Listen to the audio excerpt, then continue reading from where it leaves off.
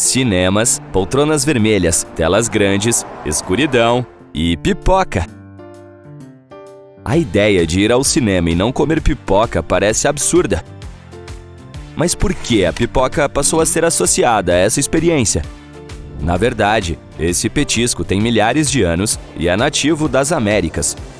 As espigas mais antigas datam de 4.000 anos atrás e foram encontradas no Novo México, Estados Unidos. Não sabemos exatamente como e para que elas eram usadas naquela época, mas existiam há muito tempo.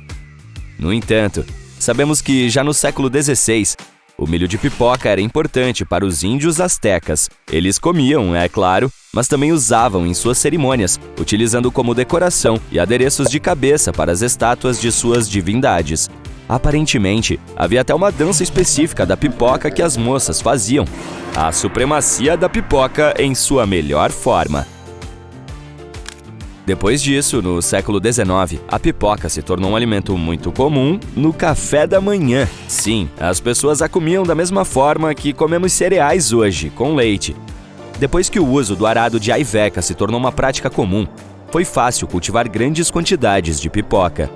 Havia muita quantidade e era barata. Foi isso que a tornou perfeita para ser usada durante os feriados como alimento e decoração. Os grãos também eram um presente muito comum para dar uns aos outros. Hoje em dia, você provavelmente não apreciaria um pacote de pipoca como presente, mas naquela época, ela era tão amada que era a melhor coisa a receber. Você poderia fazer qualquer coisa com ela. Poderia cozinhá-la, ou decorar a porta de entrada, ou a lareira, ou qualquer outra coisa. É muito versátil e nunca estraga. Tipo, realmente não estraga. Quanto tempo você acha que as sementes de pipoca duram?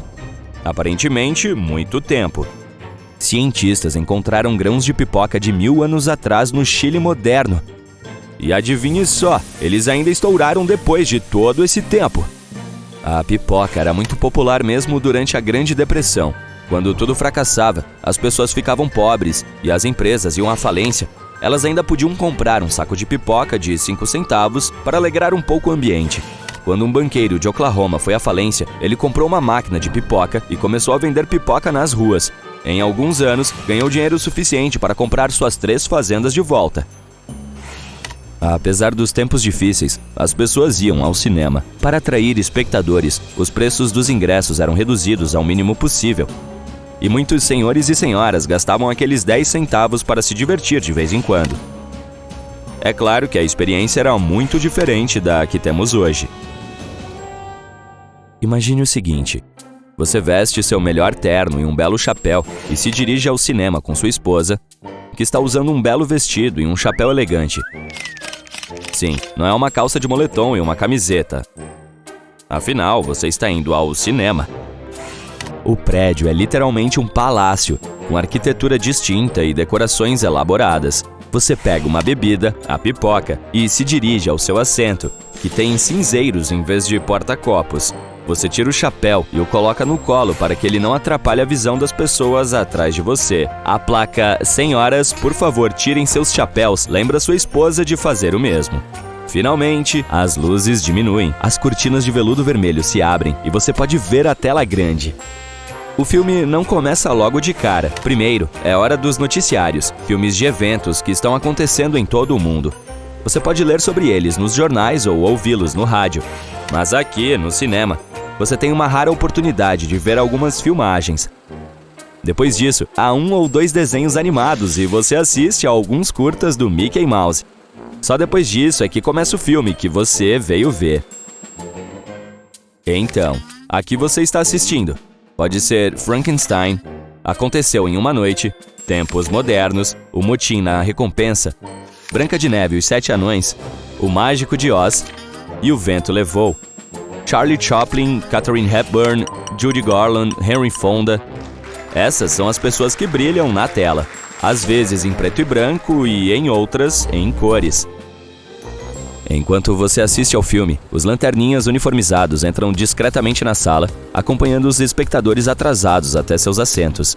Outras vezes, eles procuram determinado cliente para avisá-lo de que recebeu uma ligação de casa e o acompanham até a bilheteria para atender a ligação. O filme termina, mas a noite ainda não acabou. Naquela época, as pessoas tinham uma experiência exagerada nos cinemas porque havia outro filme depois, geralmente o mais antigo ou menos popular. Muitos ficavam para ver esse também, mas antes disso, havia um intervalo. Você pode ir comprar mais guloseimas para o filme enquanto a equipe do cinema usa esse tempo para trocar as bobinas e iniciar o próximo filme.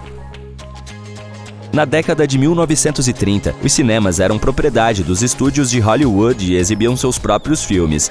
Isso mudou em 48, quando foi aprovada uma lei que permitia que qualquer cinema exibisse qualquer filme que comprasse. Foi quando começaram a surgir as marcas de cinema que conhecemos hoje. Apenas 5 anos depois, a primeira sala de cinema com som estereofônico fez sua estreia, melhorando a acústica e iniciando uma nova era para os filmes. Nos anos de 1990, os rolos de filme foram substituídos por projetores digitais. Cada vez mais filmes começaram a ser produzidos digitalmente, e todos os cinemas que quisessem exibi-los tinham de investir em equipamentos modernos que permitissem a exibição das novas filmagens. No entanto, esse equipamento era caro, e nem todos os cinemas podiam pagar por ele, o que levou alguns à falência. A partir daí, os cinemas evoluíram para o que conhecemos hoje. A qualidade da imagem melhorou, o som alcançou um nível totalmente diferente, as cortinas vermelhas foram abandonadas, o segundo filme foi retirado e os preços dos ingressos aumentaram. Apesar de todas as mudanças, uma coisa continua a mesma: a pipoca. A propósito, no início, as salas de cinema não aceitavam pipoca em seu interior, mas foi assim que isso mudou. Quando as pessoas começaram a ir ao cinema, todos queriam levar um lanche. Podia ser qualquer coisa, mas a escolha mais óbvia eram os doces. Na década de 1940, a produção de açúcar e de muitos outros produtos desnecessários diminuiu, resultando em um déficit. Então, o que as pessoas poderiam levar para o cinema? Foi aí que elas recorreram à pipoca, um lanche barato e muito apreciado. No início, os donos de cinemas eram contra e não vendiam pipoca em suas salas. Um monte de gente comendo pipoca no escuro ia deixar muita bagunça.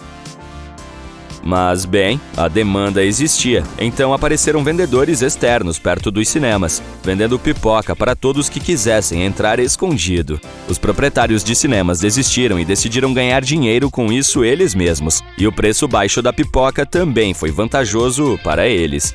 Hoje em dia, quase todo mundo compra alguns lanches e bebidas. Isso também era comum nos primórdios do cinema. Mas você sabia que as poltronas das salas de cinema não tinham porta-copos até 1981? Sim, o AMC foi o primeiro cinema a instalá-los e, antes disso, as pessoas tinham que segurar suas bebidas o tempo todo.